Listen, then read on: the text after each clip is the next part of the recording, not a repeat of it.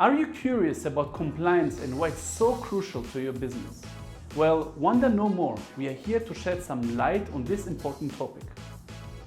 In short, compliance is essential for importing any product into any country.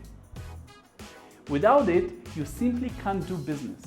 Governments take compliance seriously, and as a manufacturer or distributor, it's critical to understand the rules and regulations that apply to your products. That's why we are here, to share our experience, to share our expertise with you. Our chemist Nadine will break down compliance in simple terms so you can get better understanding of what it takes to succeed in today's global marketplace. So sit back, relax, and enjoy the lesson. Hi there, I'm Nadine Duplessis. I have a degree in chemistry and biochemistry, and I'm the head of compliance and science at Diatomic Digital. We manage the global product compliance for manufacturers like EcoRad in Israel, OXYGI in the US, and I was also the former head of compliance and science at MyAirShield in China. Now, as a manufacturer, your goal is to sell your product worldwide in as many countries as possible, right? But as a manufacturer, I'm sure you know how important product compliance is. Your product might be regulated in your home country, but you might have no idea how to even start doing the same abroad. Imagine a situation where a distributor wants to buy your product in bulk and they can't import it because your product doesn't comply and isn't certified in their country.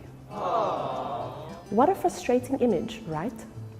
So, if you start with the compliance process too late, you might lose your distribution partners.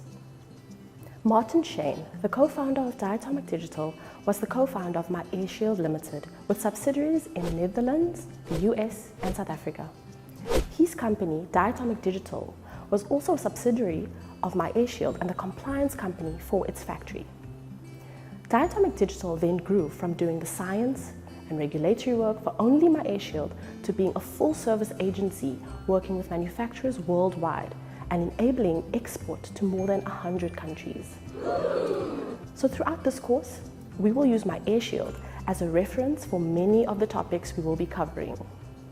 The reason for this is that the compliance process with this client was a real learning curve for us, a great example of what to do and what to look out for. In short, with MyAirShield, we had distributors who signed contracts and purchase orders for hundreds of millions of dollars, but the product couldn't be exported because they had no certifications of compliance in the designated country. That is how detrimental it can be to not know the ins and outs of compliance.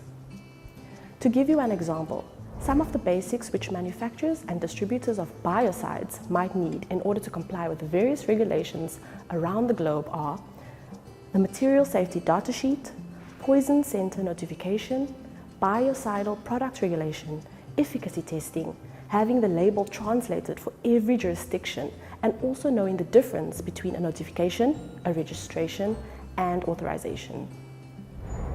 I know how complicated and time-consuming it is trying to comply with the various legislations, but I am here to help you understand the process involved and shed some light on some of the factors you might need to consider before investing in a project like this.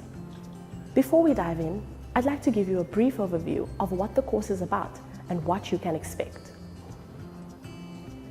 In this section, I'll be giving you a brief introduction and some general guidelines on the certifications required, like what type of certificates there are, where you could save on costs, how the testing procedure works, and how do you actually find out if a supplier has a certificate, and if they don't, how do you find out if you really even need it? In the next section, we'll get more into the details about European regulations that apply to your product, like what certificates are needed for your specific product to be able to get on the European market. For example, the CE, the ROHS, or the LVD certification, to name a few. I'll discuss each regulation in detail so that you understand which regulations and standards are applicable for your specific product. The same applies for the next section, where I'll be diving into the same concept, this time for the North American market. I'll be discussing the Consumer Product Safety Initiative Act, also called CPSIA. I'll touch on when you need the FDA certification and when you need the FCC certification, and what's the hype on the California Prop 65 that everyone's talking about. Once we've gone through these two sections, you'll have a sense for what is out there and how it might apply to you depending on your particular product.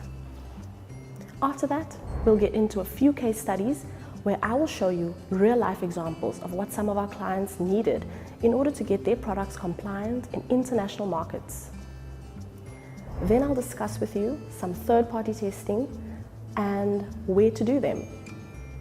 I'll also give you some contacts of companies that do third-party testing and the companies that issue the certificates. We'll also briefly talk about how you could get your product tested and the entire workflow involved. We'll move on to a section on validation, where I'm going to tell you what to check for validation certificates and the suppliers. And in the final section, we'll tie it all up with a recap and a disclaimer. Now, it's important to note that while this course serves to provide you with a lot of information and basic knowledge, it's always good to do your own research because your product might be more unique and might need more regulatory support. That being said, this course will give you a great base for which to start before approaching the competent authorities. This will save you a lot of time and money. So, let's get started.